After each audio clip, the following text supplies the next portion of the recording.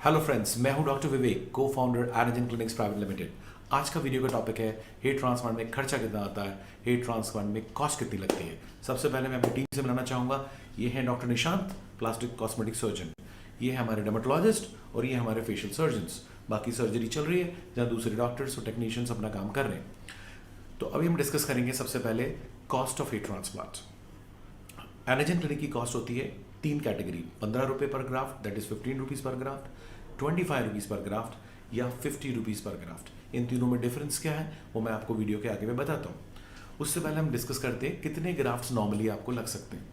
तो अगर आपको सिर्फ रिसीडिंग हेयर लाइन है दोनों तरफ तो करीब 2000 ग्राफ्ट। ओके, अगर आप, मैं ज़्यादा टेक्निकल बात नहीं कर रहा हूँ, मैं लेमन लैंग्वेज में बात कर रहा हूँ ताकि आपको समझ आ सके। तो अगर आपको मैकडोनल्ड शेप, वी शेप है तो अराउंड 2000 ग्राफ्ट, हज़ार। अगर आप मिड स्कैल्प तक खाली है आपका स्कैल्प तो करीब आपको 3000 ग्राफ्ट लगेंगे। क्राउन के जस्ट पहले तक आप जा रहे हैं तो 4000, 4500 ग्राफ्ट लगेंगे। थोड़ा सा क्राउन को पीछे तक करते हैं तो 5000 ग्राफ्ट लगेंगे। ओके, यहाँ तक 4000, यहाँ तक 4.5, 5 चाहिए तो ज़्यादा, लेकिन इतने में भी हम कवर कर सकते हैं। एवरेज डोनर में 4000 से 5000 ग्राफ्ट नहीं होते लोगों के, तो फर्स्ट सेशन जो होता है हम 4-5 हज़ार ग्राफ्ट ही करते हैं ना। अगर आपने 2000 ग्राफ्ट किए 15 रुपये के हिसाब से तो आपको 30,000 रुपये लगे। 4000 ग्राफ्ट किए 15 रुपये के हिसाब से तो आपको 60,000 ग्राफ्ट लगे। हम लोग एक दिन में क्वालिटी मेंटेनेंस के लिए सिर्फ 2000, मैक्सिमम 2500 ग्राफ्ट करते हैं। तो 2 दिन की सर्जरी 4000 ग्राफ्ट। तो ये तो एनर्जिन की बात हो गई। नाउ इनमें डिफरेंस क्या है?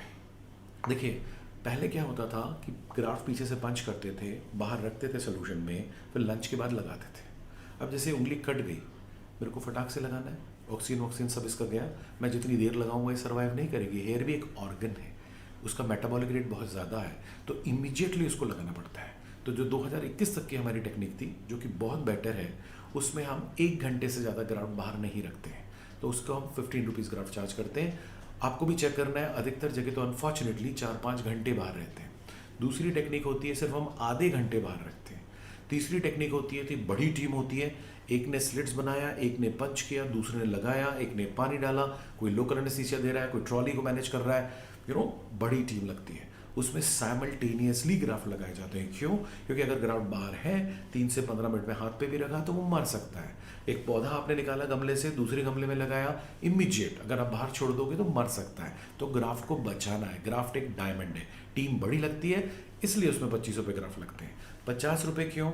वीआईपी पेशेंट आ गए, हाई फंडू पेशेंट्स आ गए, कॉम्प्लिकेटेड पेशेंट आ गए, तो थोड़ा एक्स्ट्रा केयर करनी पड़ती है, थोड़ा पैम्परिंग भी करना पड़ता है, बड़ा इंफ्रास्ट्रक्चर भी यूज़ करना पड़ता है, ऑफकोर्स कुछ और एडिशनल चीज़ें। लेकिन मेजॉरिटी लोगों को 15 से 25 रुपये ग्राफ्ट में ग्रेट क्वालिटी मिल जाएगी।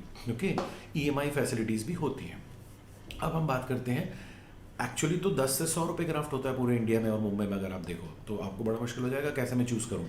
तो पहला पॉइंट है, आपको कॉस्ट के हिसाब से क्लिनिक नहीं चूज़ करनी है। ओके, आपको पहले डिसाइड करना है कि क्वालिटी क्लिनिक्स कौन सी हैं, 1 2 3 4 5। उसके बाद उनमें से कॉस्ट वेरिएशंस देख के आप चूज़ कर सकते हो। ठीक है, don't be penny wise and pound foolish.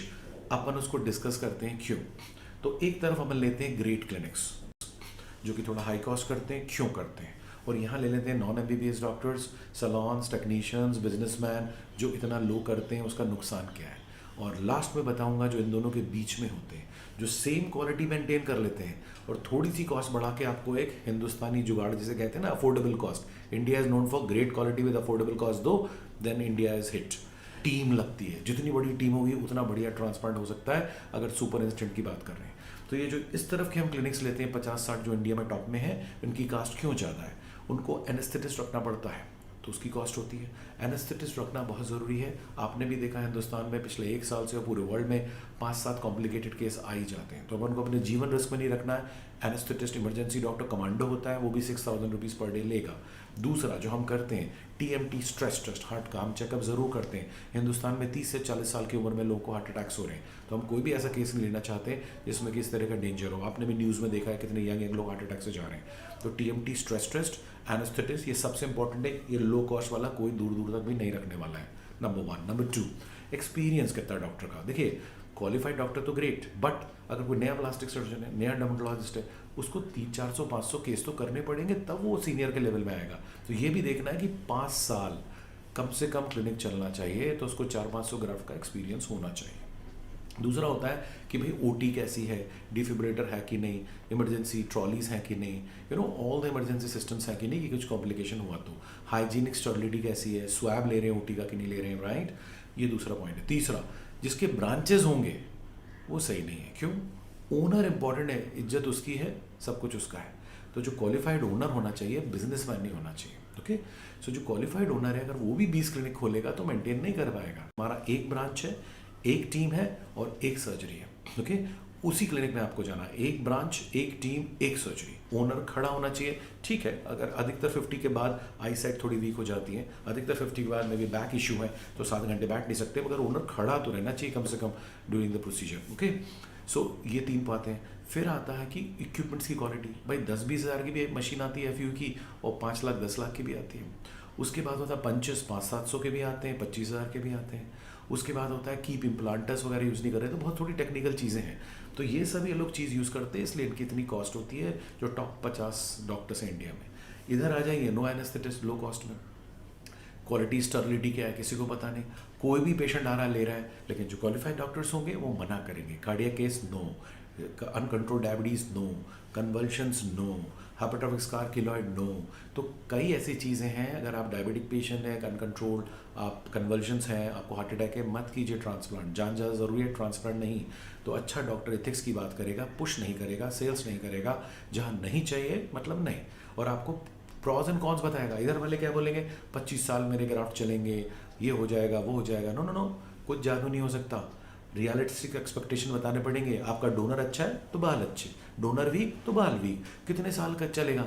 हर कोई बोलता है लंबा चलेगा, ऐसा नहीं है भाई। मैं सच बताता हूँ, 3 से 7 साल चल गया बहुत है, किस्मत है तो 10 साल। क्योंकि आजकल यहाँ से भी जो अपन बाल लगाते हैं ना, वो भी शेड हो सकते हैं। मेंटेनेंस बहुत ज़रूरी होता है। Thank you. आप नीचे कमेंट्स लिखें, आपको वीडियो में और क्या चाहिए।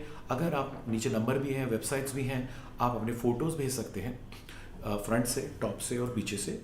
तो हम बताएंगे, मेरे असिस्टेंट जो डॉक्टर हैं वो आपको बताएंगे कितने ग्राफ्ट लगेंगे, कितनी कॉस्ट लगेगी। प्लस अगर आप मुंबई में नहीं हैं तो नो प्रॉब्लम, आप कहीं पर भी करना चाहते हैं तो आप अपने फ़ोटोज़ भेजिए। हमारे 25-30 टॉप डॉक्टर्स हैं पूरे इंडिया में, हम आपको उधर भी रेफ़र कर सकते हैं आपके शहर में।